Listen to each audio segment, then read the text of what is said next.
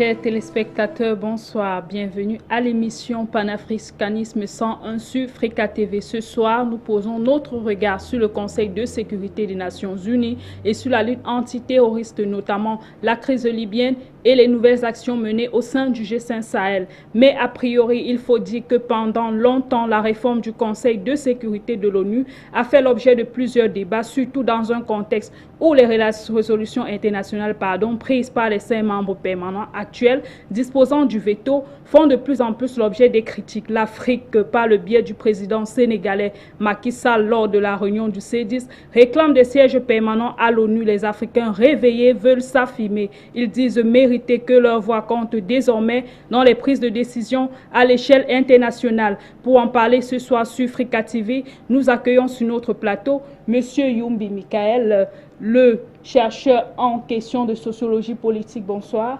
Bonsoir madame, c'est un plaisir renouvelé de pouvoir apporter avec modestie ma contribution dans ce qu'il convient pour édifier un tout petit peu nos téléspectateurs.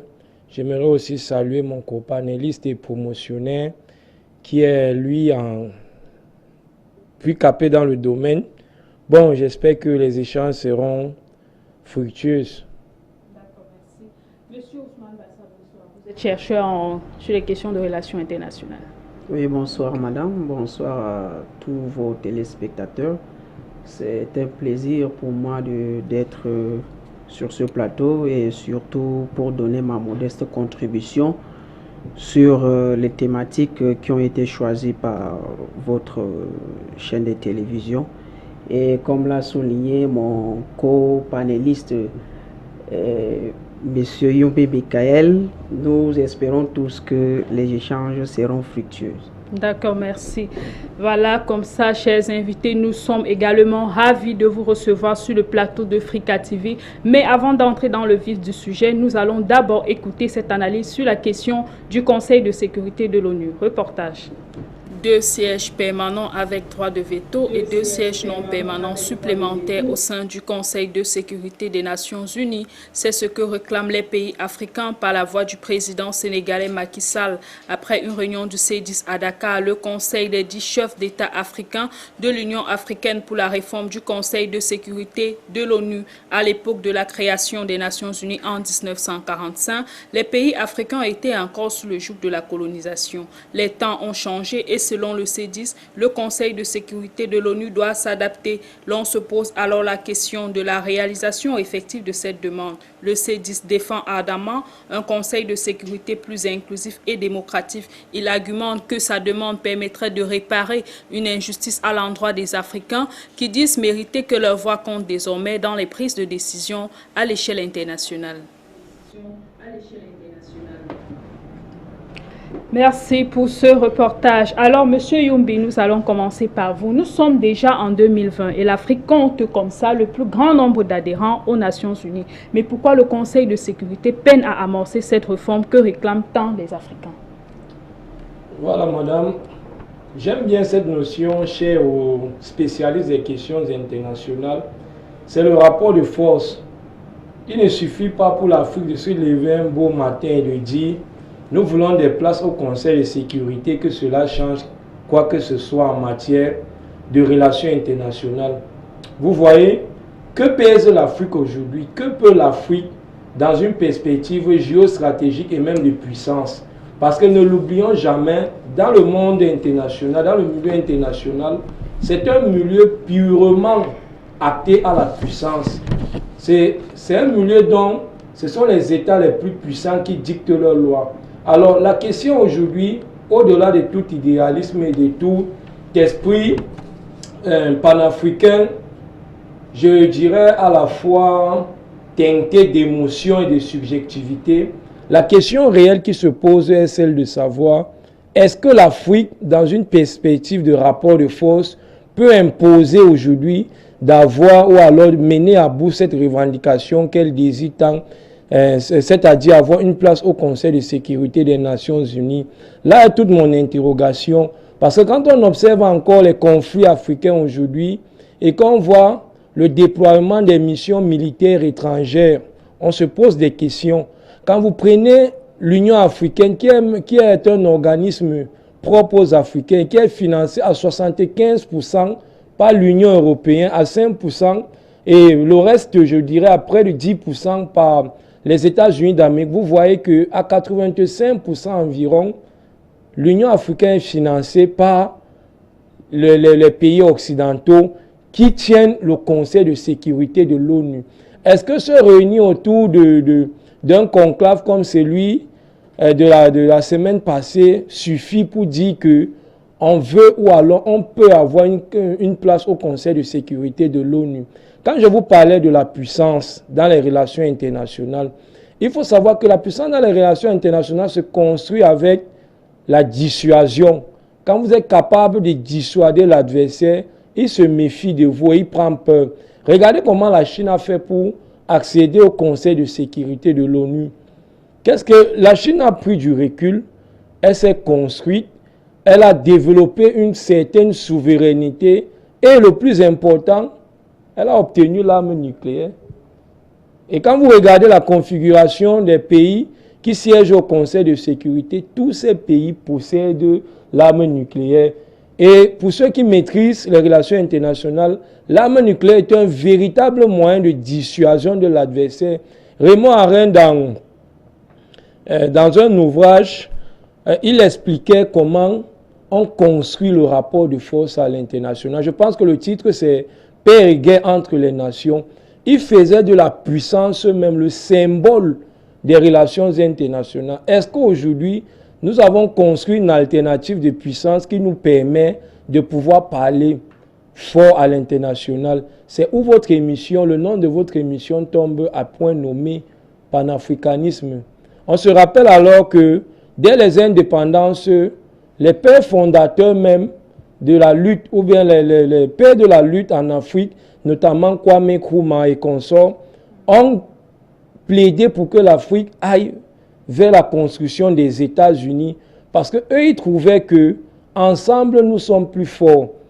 Regardez, on a 54 États aujourd'hui, mais il y a des États qui pratiquement ne valent rien en Afrique, qui sont États du simple fait du nom. Donc, est-ce que dans notre perspective émiettée, dans notre perspective où chacun veut aller seul, ou au niveau même des pays, vous avez encore des luttes pour dire que l'autre est autochtone, l'autre ne l'est pas, vous allez construire quelle force? Pendant que l'Union européenne aujourd'hui est en train de tendre vers la confédération. Donc pour moi, madame, voilà autant de questions. Je dis sans embâche, sans émotion que pour le moment, c'est un faux débat. Nous n'avons pas les capacités pour revendiquer une place au Conseil de sécurité parce que les relations internationales sont le domaine privilégié du rapport de force. D'accord, merci. Vous avez souligné dans vos propos, est-ce que l'Afrique peut? Mais moi, je dis par exemple, la plupart des questions qui sont traitées au sein du Conseil de sécurité sont africaines. Comment peut-on s'asseoir pour siéger sur des questions qui concernent un continent sans que ce continent ne soit représenté dans ce noyau fort? Votre interrogation, elle est très pertinente, madame. Sauf que les relations internationales ont ceci de particulier que c'est le plus fort qui dicte sa loi. C'est comme au quartier. Vous avez dans un quartier des bonhommes souvent qui peuvent dire qu'on ne passe pas ici à 18 heures. Souvent même, ils sont des nouveaux au quartier, ils viennent d'arriver. Mais parce qu'ils se sont construits le rapport de force que c'est eux qui imposent au quartier. Souvent, vous êtes tenté à suivre cela. Là, on ne se pose pas la question, est-ce que vous êtes du quartier? Pour revenir dans le domaine clair, le Conseil de sécurité de l'ONU, le Conseil permanent surtout, réunit, quand vous voulez étudier, vous voyez que 4 membres sont ceux ayant gagné la Deuxième Guerre mondiale. Après est venue la Chine, qui représente l'Asie et qui a essayé autant que peu de se construire un rapport de force. Le problème n'est pas est-ce que les questions qu'on traite concernent plus l'Afrique. Le problème est que peut l'Afrique pour accéder, parler des questions qui lui concernent. Parce qu'aujourd'hui, on avait la perspective africaine, même si vous levez des idées qui permettent aux Africains de prendre en charge leurs propres mots. Je vous rassure que c'est au sein du continent même que vous allez trouver des voix discordantes. Prenez le cas de la Libye avec Muammar Kadhafi qui avait bien voulu mettre sur pied une monnaie africaine permettant aux Africains de créer le Fonds monétaire africain et de sortir du joug du Fonds monétaire international. La question que je peux vous poser est combien de pays l'ont suivi? Donc, les Africains jusqu'ici n'ont pas compris la nécessité. Le Fonds monétaire international, vous connaissez, ça a été mis sur pied avec moins de 25 milliards de dollars. Mais ça met aujourd'hui tous les pays de l'Afrique à genoux. Pourtant, Kadhafi avait pensé des alternatives plus grandes. Donc, quand vous prenez le Conseil de sécurité de l'ONU, la Banque mondiale, le Fonds monétaire international, la Cour pénale internationale même, tous ces organismes sur le plan international traitent pour la plupart des questions liées à l'Afrique. Mais les Africains sont très souvent absents parce qu'ils n'ont pas le rapport de force. Quand vous n'avez pas le rapport de force, on vous impose. Vous avez des gens qui se lèvent chaque temps pour aller prêter de l'argent. Des gens qui importent les cuits-dents au XXIe siècle. Et vous voulez siéger au Conseil de sécurité. Surtout, le plus dramatique en Afrique, c'est la partie francophone.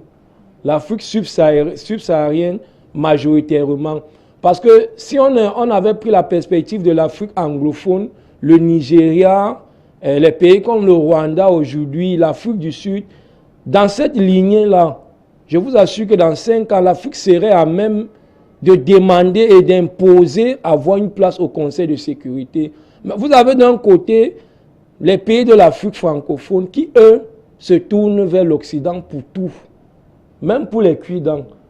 Donc il faut une véritable alternative, il faut construire un rapport de force. Le fait qu'on parle majoritairement des questions liées à l'Afrique au Conseil de sécurité ne change rien si nous n'avons pas le rapport de force pour dissuader ou alors pour convaincre qu'aujourd'hui, on doit avoir une place au Conseil de sécurité de l'ONU. D'accord, merci. Monsieur Bassa, nous sommes avec vous. Déjà en 2010, nous avons vu le président Paul Biya lors du sommet Africa 21 marteler sur la question selon laquelle l'Afrique se doit d'avoir des sièges permanents au sein du Conseil de sécurité. Alors la question est de savoir quel est déjà le poids du Conseil de sécurité sur le plan international, ça c'est d'un, et d'autre part, comment est-ce que l'Afrique peut réussir à implémenter une stratégie pour parvenir effectivement à avoir des sièges permanents au sein du Conseil de sécurité? Alors, merci madame pour les questions. Et avant de répondre à vos questions, j'aimerais d'abord souligner que le Conseil de sécurité de l'ONU est constitué de 5 pays permanents, 5 membres permanents et 5 membres non permanents. Quels sont ces 5 pays permanents? C'est des pays qui ont gagné la Deuxième Guerre mondiale, comme l'a souligné mon co-panéliste. Et c'était dans un contexte particulier dans lequel le monde se trouvait à cette époque-là. Ce qui faisait que ce qu'on appelle hard power, c'est-à-dire la puissance dure, prospérait à ce moment-là. Voilà pourquoi ces pays ont donc consolidé tous les organes de prise de décision à l'échelle mondiale. Ça, c'est dingue. Et les deux, concernant donc les 10 membres non permanents, il s'agit là donc des pays africains, bon, on peut dire que des pays qui n'ont pas assez de rapports de force qui pèsent sur le plan international. Mais quand vous rappelez maintenant la question de savoir comment est-ce que c'est possible de constater que les décisions qui concernent les pays africains se prennent à leur insu, c'est-à-dire sans avoir les consulter. C'est normal. Ils n'ont pas de rapports de force qui pèsent sur le plan international et ils ne sont pas également présents dans les personnes, parmi les pays qui sont chargés de prendre la décision. Ce qui fait que la décision est prise en guise selon les arrangements donc, de ces pays-là. Mais sauf que je me dis que demander aujourd'hui, ou du moins solliciter que pour qui les décisions sont prises participent à la prise de décision est nécessaire. Pourquoi? Parce que, quelle qu'en soit la force, c'est-à-dire le poids qu'ils vont peser à ce niveau-là, ça va au moins influencer certaines décisions. Ils vont quand même donner leur point de vue sur ce qu'on va prendre comme décision qui les concerne. Je vais revenir, s'il vous plaît, écoutez, monsieur Michael. J'ai écouté attentivement la réaction de mon copanéliste, mais moi je me dis que son analyse a été faite à 80% dans la logique du pessimisme. Pessimisme pourquoi? Parce que j'ai souligné dans l'entame de mon propos que le Conseil de sécurité de l'ONU est constitué de 5 pays puissants. Et ce Conseil de sécurité a été créé au moment où le rapport de force qu'on appelle le hard power prévoyait. Et aujourd'hui, les données ont changé. Où la soft power émerge aussi, la soft power influence également les décisions, ou du moins influence dans les relations internationales. Et si aujourd'hui, les pays africains n'ont pas la puissance dure, mais qu'ils peuvent au moins utiliser dans la soft power pour s'affirmer à travers les lobbying, parce qu'il faut souligner que ce ne sont pas seulement les pays africains qui sollicitent que les pays africains accèdent donc et au moins les droits de veto. Ce ne sont pas seulement les pays africains, même les pays asiatiques, même les pays sud-américains. Eux aussi, ils demandent que non, les questions principales qui sont traitées au Conseil de sécurité concernent beaucoup plus l'Afrique. Et l'Afrique, c'est un continent. L'Afrique a un membre assez important au sein pas au sein du Conseil, donc au sein de l'Organisation des Nations Unies. Il faut de manière statistique donner des sièges aux pays africains. C'est clair. Parce que quand mon co-analyste a dit tout à l'heure que, bon, voilà ce que Kadhafi a voulu faire, mais combien était donc derrière Kadhafi et tout et tout.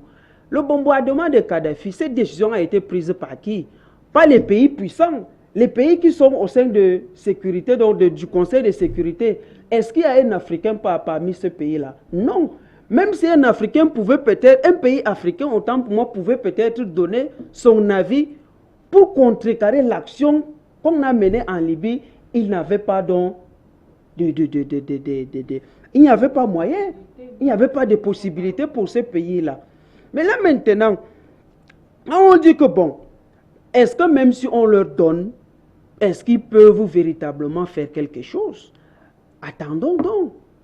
Cette question doit se poser après. Ça sera donc la question de savoir si les pays africains vont consolider leur place au sein du Conseil de sécurité. Il faut d'abord qu'on leur donne ces positions-là et qu'ils essayent également d'influencer les, ou du moins de donner leurs avis. Parce que de prendre une décision à votre insu veut mieux qu'on prenne cette décision-là, même contre votre avis, en votre présence.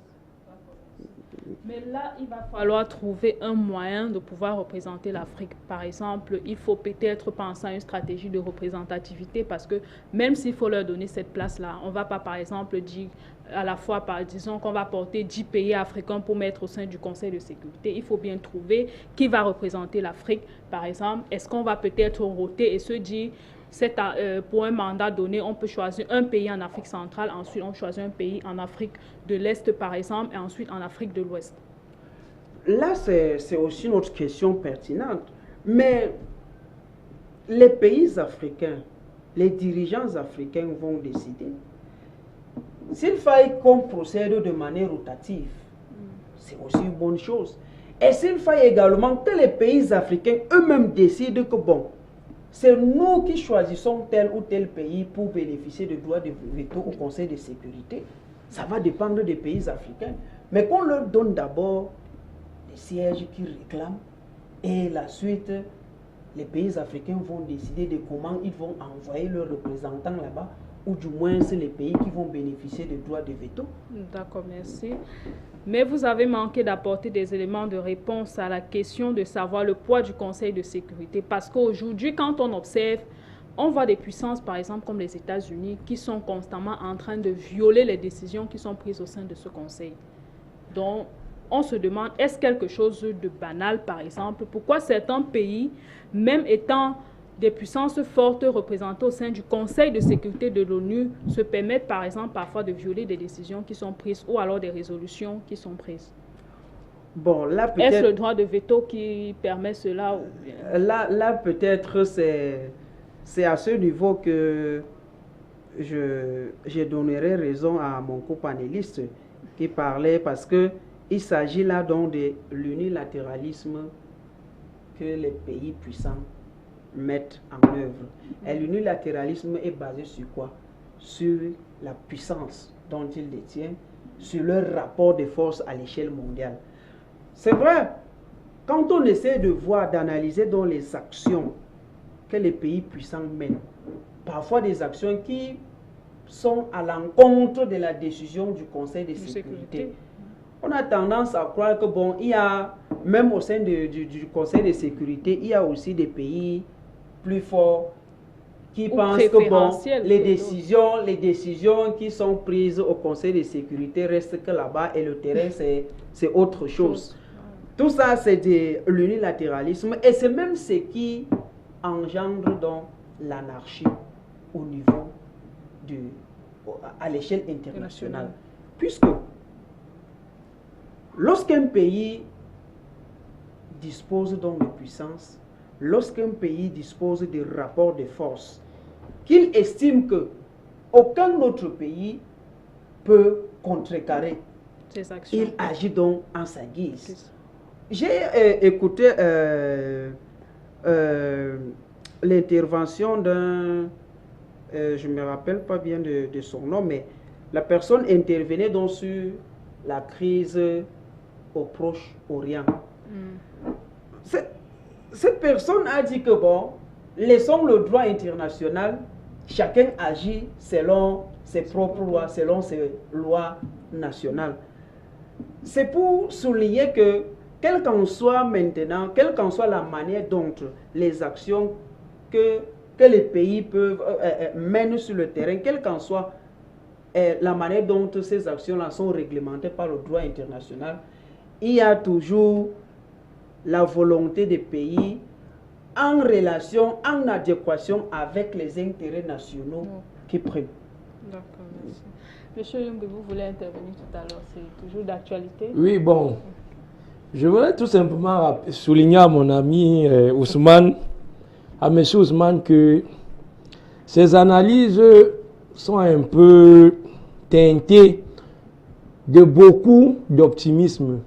Si les miens sont taxés d'être pessimistes, pour faire plus sérieux, moi je ne suis pas de ceux qui rêvent.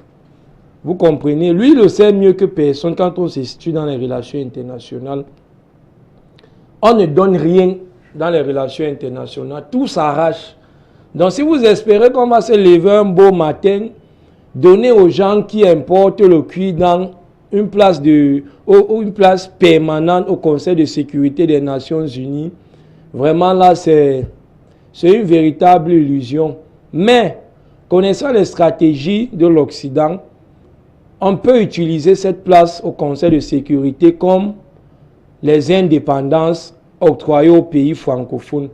C'est-à-dire, on vous vend la chèvre et on arrête la côte. On peut même situer l'Afrique, donner une place à l'Afrique.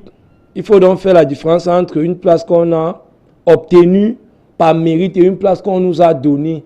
Parce que si on nous donne une place dans le Conseil de sécurité de l'ONU, fondamentalement, ça ne change rien.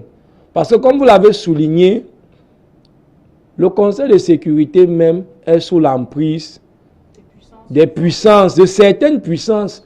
Parce que vous avez au sein du Conseil de sécurité un pays comme la France, l'Angleterre. La seule voix discordante là-bas, c'est la Russie. Parce que si vous prenez la France et l'Angleterre, prenons l'exemple de 2000. en 2002 avec le conflit en Irak. Le Conseil de sécurité avait voté contre l'intervention américaine, mais les États-Unis se sont levés de manière unilatérale. Ils ont dit, nous on va intervenir en Irak. Ils y sont allés. Donc aujourd'hui, ce n'est pas peut-être quand on va nous donner une place au Conseil de sécurité. J'ai dit encore donner. Si on nous donne là encore, ça devient très mauvais. Mais si on réussit, dans une perspective de construction de rapport de force, à s'imposer pour avoir une place au Conseil de sécurité, les choses, là c'est différent. Donc, il faut d'abord opérer ce distinguo. Si on vous octroie une place dans le Conseil de sécurité et si vous méritez dans une mesure où vous avez construit une alternative solide. Quand M. Ousmane prétend qu'avec la soft power, aujourd'hui, les Africains peuvent estimer qu'ils ont droit à une place au Conseil de sécurité. Là, je ne suis pas toujours d'accord. La soft power en elle, c'est quoi? En elle-même, c'est quoi? C'est ce qu'on appelle en français la puissance souple. La puissance souple passe par les instruments tels que la culture et autres. Est-ce que culturellement, on est capable de dominer l'Occident aujourd'hui? Vous avez des gens qui se lèvent chaque matin, vont à l'église, prier un Dieu dont seuls les Occidentaux peuvent justifier la provenance. Donc, vous avez toujours ces mêmes personnes qui sont capables d'aller dans les panthéons en Occident, se filmer autour des squelettes, des ossements humains, mais qui viennent en Afrique vous dire qu'il est dangereux de faire le culte des crânes. Donc, vous voyez dans cette acculturation-là, il est difficile, même dans une perspective de soft power. La soft power, incluant la culture, pouvait, dans une certaine mesure, avec la tendance de Thomas Sankara. Mais aujourd'hui, nous sommes délaissés. Vous prenez la quasi-totalité de nos dirigeants, sur le plan même de la représentativité culturelle. Certains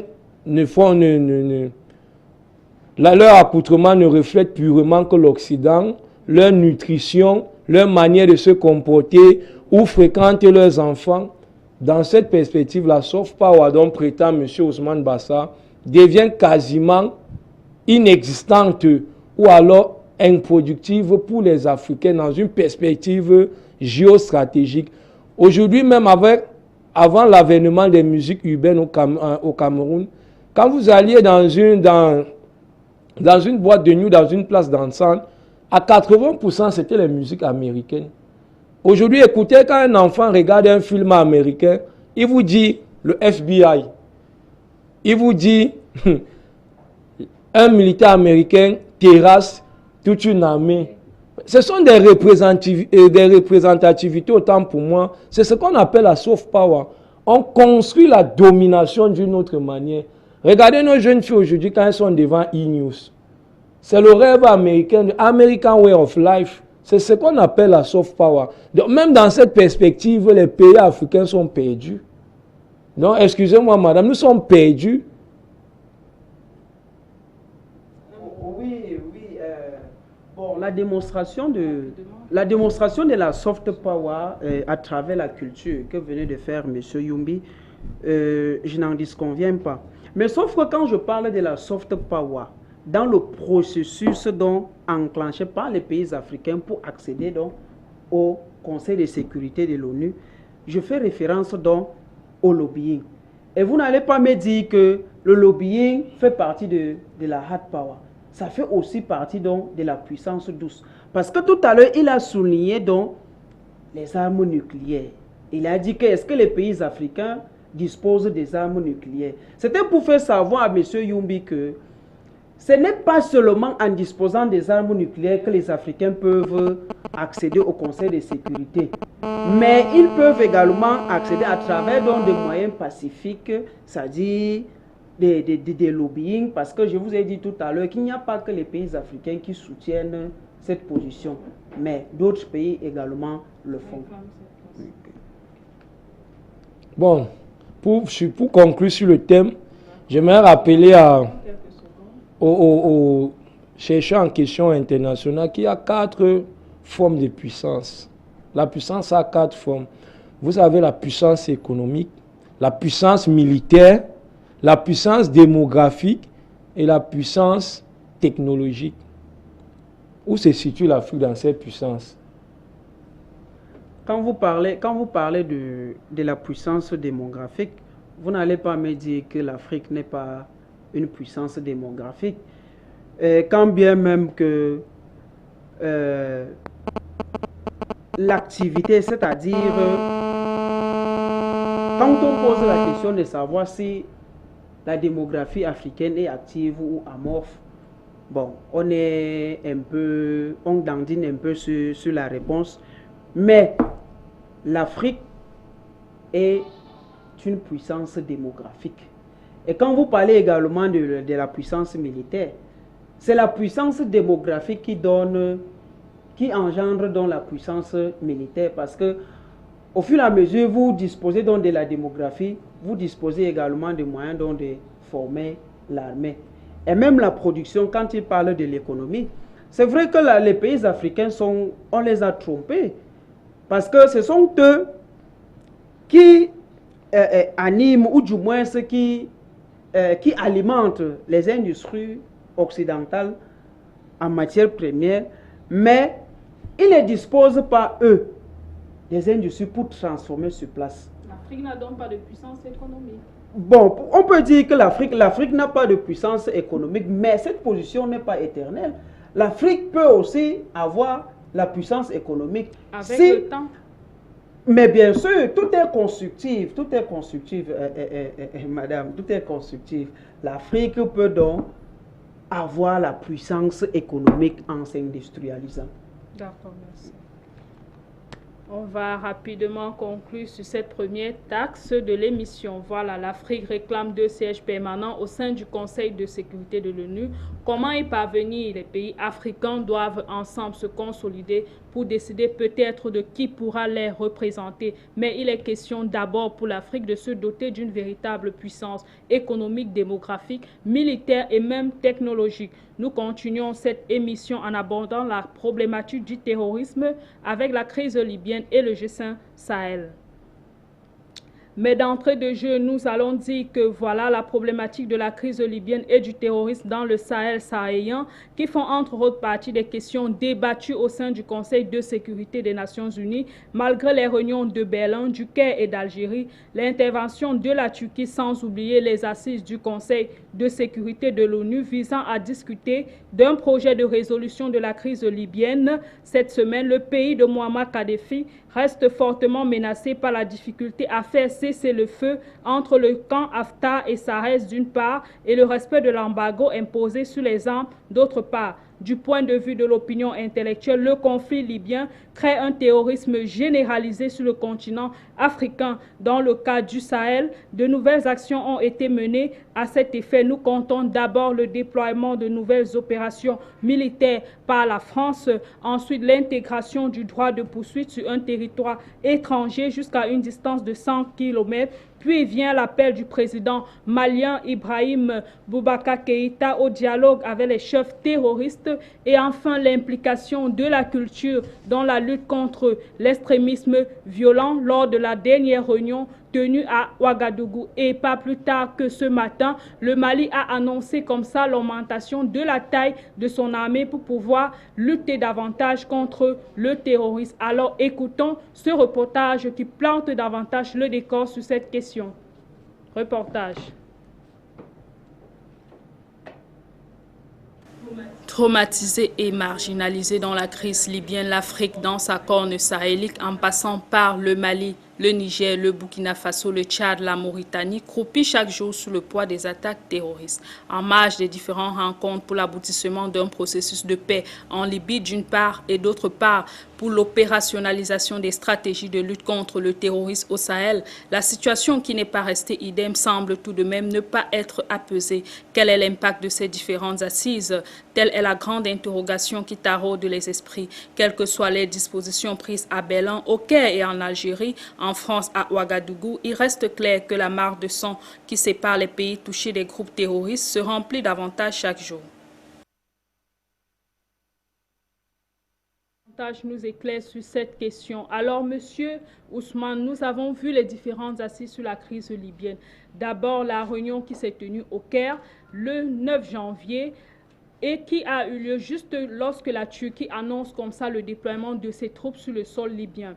Nous avons vu la réunion convoquée par la chancelière allemande Angela Merkel à Berlin le 19 janvier, toujours pour discuter des résolutions sur la crise libyenne. Réunion qui intervient lorsque le maréchal Haftar annonce qu'il prendra d'assaut Tripoli. Et nous avons vu encore cette semaine la réunion, la coalition qui s'est tenue en Alger, toujours sur la question de la crise libyenne. Quelle est votre analyse sur ce sujet? Alors, tout d'abord, nous savons que la crise libyenne est née avec le bouleversement, ou du moins avec le renversement du Muammar Kadhafi. Et les mêmes gens qui se sont entendus, ou du moins qui étaient convaincus de l'idéologie que les pays occidentaux ont propagée, c'est-à-dire que la démocratie n'existait pas en Libye et que le guide libyen menait ce pays sous le joug de la dictature. Ces mêmes gens-là qui se sont entendus pour renverser Muammar Kadhafi ont eu des incompréhensions au niveau du partage de pouvoir. Et voilà pourquoi aujourd'hui, on assiste donc à la division de la Libye. D'un côté, le gouvernement de l'Union nationale qui est dirigé par Fayez al-Sarraj et de l'autre côté, maréchal Haftar, l'homme fort de l'Est libyen. Et c'est comme ça que la Libye se plonge encore dans une autre crise, dans une instabilité politique qu'on peut même appeler instabilité permanente. Et aujourd'hui, comme vous avez cité, les acteurs internationaux s'intéressent ou du moins mènent des actions pour résoudre cette crise-là. Mais sauf que du point de vue donc de la géostratégie, il y a ce que je peux appeler l'hypocrisie diplomatique qui existe dans ces actions-là. Parce que chacun mène des actions en rapport avec ses intérêts qu'il veut conserver en Libye.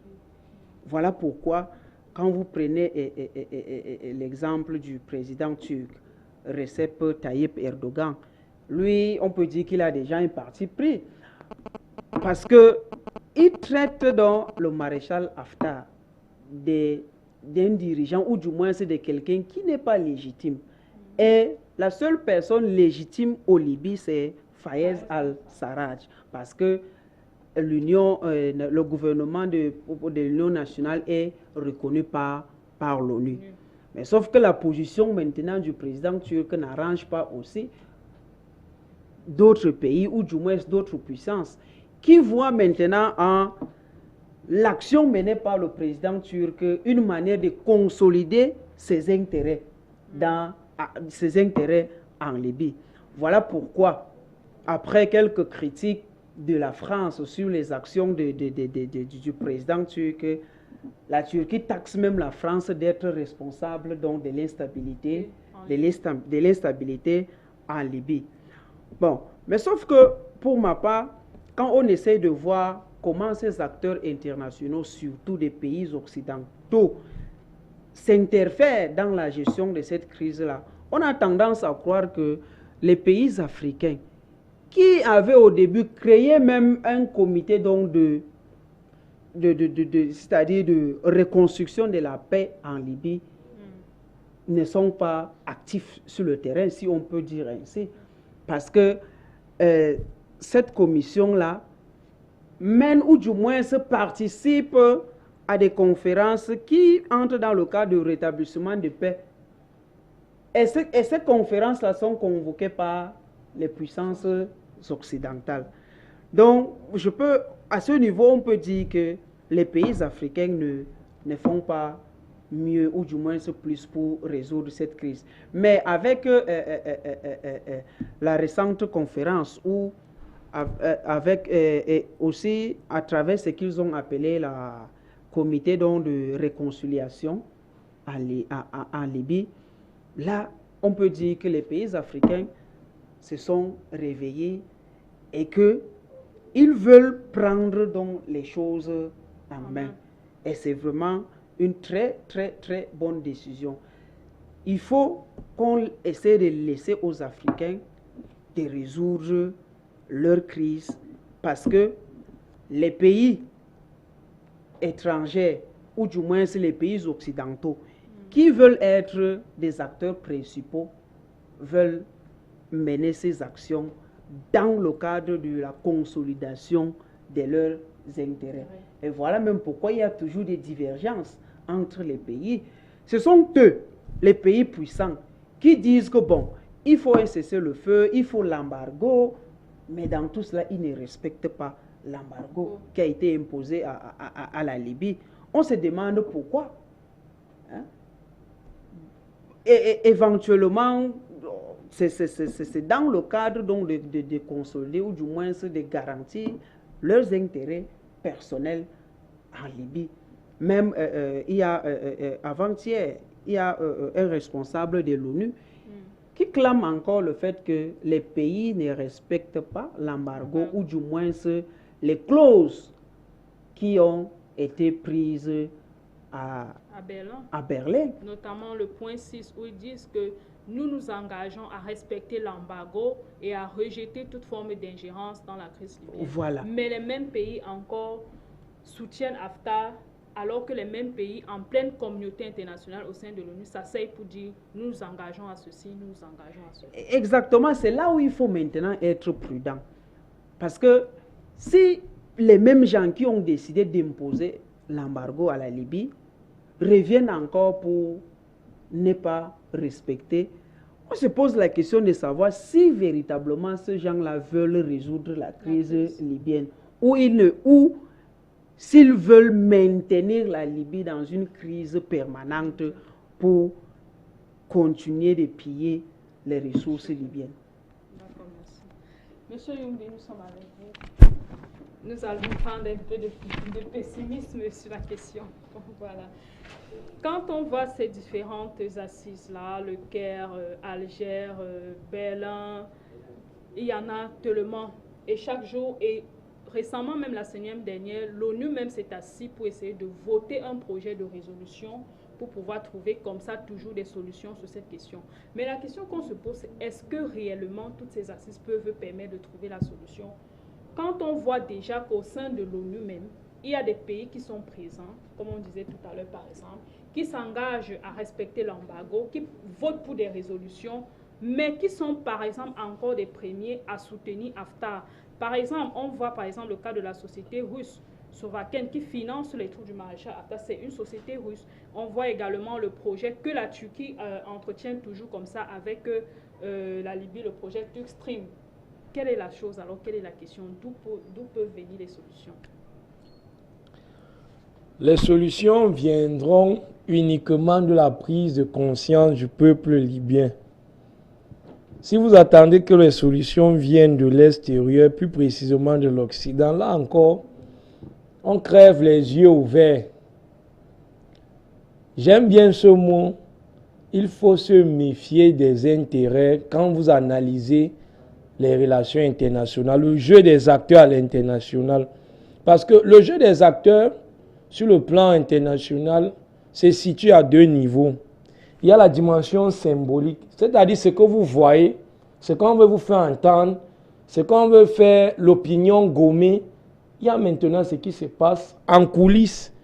C'est ce qui se passe en coulisses qui est le plus important quand vous analysez les relations internationales. Sauf que cette dimension n'est pas saisissable, n'est pas facilement saisissable.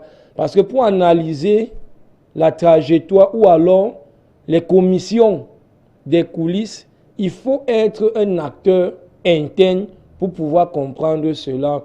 Mais d'une vue globale, nous pouvons prendre la notion d'intérêt et d'hypocrisie diplomatique pour essayer d'expliquer. Parce que l'intérêt en lui-même déjà regorge l'hypocrisie dans les relations internationales. Quand vous voulez défendre votre intérêt, il faut le faire. Mais pour les pays occidentaux où on se rend compte que l'opinion nationale est attentive aux actions que peut mener le chef de l'État ou celui qui conduit tout le moins le pays à l'international est problématique aux valeurs internes. Là, on se méfie. On n'essaye pas des conférences, des événements, de donner une certaine trajectoire ou une certaine manière de percevoir la chose à l'opinion nationale. Mais en interne, on mène des actions tout à fait contraires. Ça revient encore à ce que nous avons dit sur la question précédente ou ce que j'ai martelé, à savoir le rapport de force à l'international. Quel est le rapport de force des pays africains dans le conflit libyen? Ça, c'est l'interrogation. Où était-il quand on bombardait la Libye? Le président Sassou Nguesso, qui bavarde, qui crie dessus tous les toits aujourd'hui, était un proche collaborateur de Kadhafi. De même que tous ces dirigeants qui se sont retrouvés en Algérie la semaine dernière étaient des proches collaborateurs du président de la Libye qui les a soutenus sur plusieurs projets. Quand on dit ces pays, surtout ceux du précaré français, à l'occurrence le Congo-Brazza de Denis Sassou Nguesso, rien, puisque la mère patrie était engagée dans l'opération dévastatrice de la Libye, la mère patrie étant la France, les pays du précaré français se sont donc cousus la bouche quand on intervenait en Libye. Et l'intervention européenne ou alors occidentale en Libye avait un seul objectif, c'était de s'aimer le chaos pour en profiter. La logique de Machiavel, diviser pour mieux régner. Qu'on ne vous trompe pas, tout le bal qui se joue avec les conférences, tant que ces balles sont menés par des acteurs occidentaux, c'est du père-temps.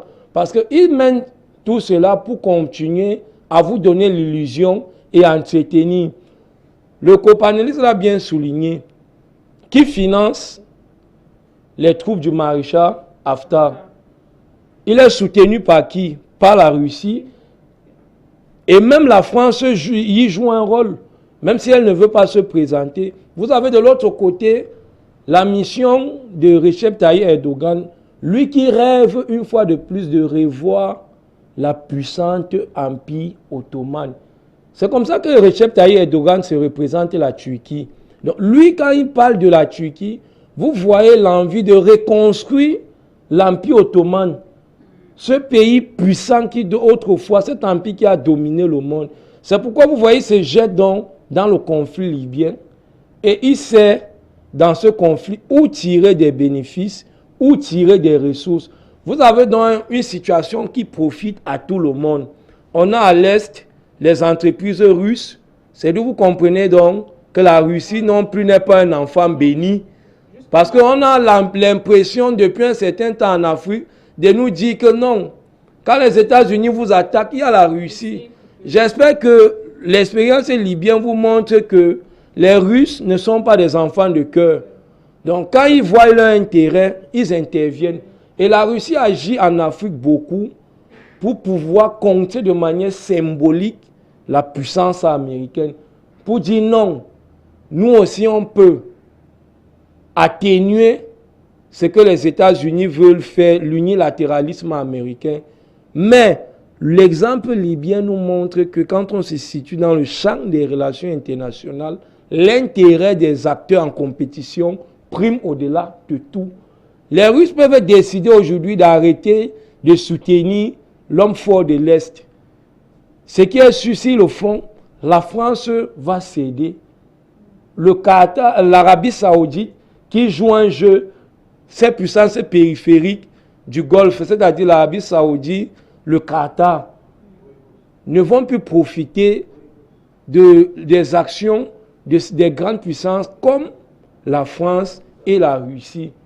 Vous voyez que le conflit libyen profite à chacun. Et comme je vous ai dit la dernière fois, il y a ce qu'on appelle l'économie de la crise. Quand une crise est née, il y a ceux qui tirent bénéfice et qui ne prient pas qu'elle se termine. Pour qu'elle continue de... Voilà. Donc, il y a ceux qui pensent que la crise est un moyen pour nous de vendre nos armes, de tirer le pétrole au moindre coût.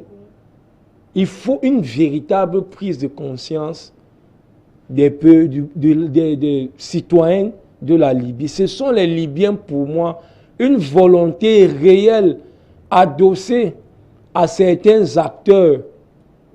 Je dirais si certains réels et pragmatiques acteurs africains entrent dans la danse. Je parle là des pays peut-être comme le Nigeria, l'Afrique du Sud, qui sont capables de mobiliser un certain nombre de ressources. Mais pour le moment, tous ceux qui s'agitent ne pèsent rien. Vous prenez l'Égypte. L'Égypte, c'est la voix des États-Unis dans le conflit libyen.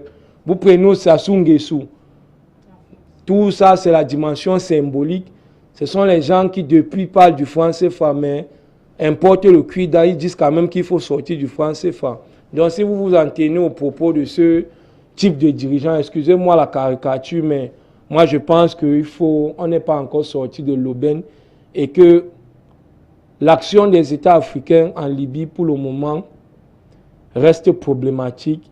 Il faut une véritable prise de conscience de la Libye et la construction, voire une volonté, ou alors que nous envisageons de construire une communication qui va pousser les acteurs occidentaux à jouer le franc jeu. Parce qu'il faut informer l'opinion nationale de ces pays-là de ce qui se passe réellement sur le terrain, au-delà de tout le bal de conférences que ces acteurs mettent sur pied. Il faut que leur opinion nationale prenne conscience de ce que voici ce que mène notre pays, un peu comme la guerre des États-Unis au Vietnam. C'est l'opinion américaine qui a amené les États-Unis à arrêter la guerre parce qu'elle avait trouvé qu'ils avaient perdu assez de soldats inutilement. Donc, si nous n'envisageons pas cette perspective, je vous assure, madame, nous sommes encore loin. D'accord, merci. Bon, voilà, on va comme ça toucher la question du G5 Sahel. Nous avons vu depuis le sommet de Pau, M. Youmbi, de nombreuses actions qui sont menées. Le président malien a lancé un appel au dialogue avec les chefs terroristes, Amadou Koufa et Gali, ce qu'il avait précédemment refusé. De même, la France a déployé de nouvelles opérations militaires au Mali. Les pays du G5 Sahel se sont assis et ont décidé d'élargir le droit de poursuite sur les territoires étrangers jusqu'à 100 km, qui était d'abord précédemment à 50 km. Alors, quel impact pour la lutte dans le terrorisme? Voilà, je suis content et heureux de voir que les chefs d'État ont pris conscience de la nécessité de travailler certaines stratégies en amont. Lors d'une émission ici, je vous avais parlé du droit de poursuite, que ce n'est pas lorsqu'une lutte commence, une lutte terroriste, encore plus, commence que vous envisagez qu'il faut mettre sur pied telle alternative. Aujourd'hui, s'ils ont allongé le droit de poursuite jusqu'à 100 km, j'espère qu'ils ont analysé la portée. Parce que de prendre des actions à court terme, vaudrait mieux faire une étude générale et dire peut-être, bon, pour stopper net le phénomène, nous pouvons aller jusqu'à 500 mètres. Parce que vous allez voir, est-ce que 100 km, c'est la distance ou alors l'espace vraiment nécessaire, ou il faut plus? Moi, je pense que les États africains devraient penser à travailler beaucoup de stratégies plus en amont. Maintenant, la perspective pour les présidents de dialoguer avec les terroristes, moi, je salue cette perspective. Ceux qui pensent que le moyen militaire résout tout se trompent. Je vais faire là un parallèle avec la crise anglophone. Quand les gens ont réussi à construire un rapport de force capable de contrecarrer le monopole de la violence étatique, méfiez-vous de continuer avec la violence. Parce que comme disait Emmanuel Gusdorf, on ne lave pas le sang par le sang, car le sang appelle le sang. Donc, vous comprenez que il y a certaines luttes où on doit laisser certains discours comme l'État est souverain, l'État ne négocie avec personne, l'État ne négocie pas avec les terroristes, ils ont déjà tué assez. Vous prenez le pragmatisme, le réalisme. Est-ce qu'en négociant avec ces acteurs, nous pouvons limiter les dégâts? Si la réponse est oui, alors vous allez vers la négociation. Moi, je pense que c'est une très belle initiative. Si les présidents, certains présidents du G5 Sahel ont décidé de lutter ou alors de dialoguer. Regardez le cas du Mali, c'est une lutte de partition qui a entraîné dans le nord du Mali l'avènement du terrorisme. Pourquoi ne pas penser, pourquoi n'avoir pas pensé autant pour moi depuis la perspective de ramener ces différents acteurs sur une table et de comprendre leurs revendications. Il ne se fait jamais tard. Si l'option aujourd'hui est d'essayer une perspective de dialogue, je pense qu'elle est salutaire. D'accord, merci. La guerre est une pratique dangereuse pour qu'elle soit laissée au bon vouloir des militaires seulement. Alors, M. Ousmane, nous parlons toujours des nouvelles actions menées par le G5 Sahel. La réunion d'Ouagadougou, a mis un accent sur la culture comme étant un instrument de lutte contre les extrémismes violents. Que pensez-vous? Oui, vous savez, le dialogue est la meilleure façon de résoudre tout problème. Même dans nos différentes familles, on donne toujours une position primordiale au dialogue. Pourquoi pas donc au niveau de l'État? Et vous avez parlé de la culture comme un moyen choisi par le chef de l'État pour résoudre cette crise. Vous savez, tout commence dès la base par la culture. C'est lui qui prône la violence, le fait sur la base d'une culture quelconque qu'il a reçue au départ. Et si aujourd'hui, le chef de l'État compte procéder par la culture pour résoudre cette crise, c'est une bonne chose. Mais sauf que il faut maintenant revenir sur ce qu'il met dans la culture. S'agit-il de la culture politique? S'agit-il d'une culture qui tend vers l'amour de la patrie? S'il s'agit véritablement d'une culture qui tend vers l'amour de la patrie, là c'est une bonne chose. Parce que même ceux qui prennent des armes pour lutter contre les dirigeants, ou du moins pour mettre ou placer le pays dans l'instabilité, si à un certain moment, la culture, l'amour de la patrie a un degré assez fort, je pense que cela limiterait le dégât. Parce que ces derniers seront conscients que non, c'est notre propre pays que nous sommes en train de détruire, c'est notre avenir, c'est l'avenir de nos enfants. Et la responsabilité revient à tout le monde de construire ce pays, de voir ce pays prospérer. Vous voyez que à ce niveau, c'est vraiment une bonne optique de choisir donc la culture pour résoudre la crise. Et parler de la culture, ça entre aussi dans la résolution pacifique donc, du conflit. D'accord, merci. Pour terminer, M. Youmbi, voilà, le Mali annonce déjà ce matin l'augmentation de la taille de son armée pour pouvoir lutter davantage contre le terrorisme.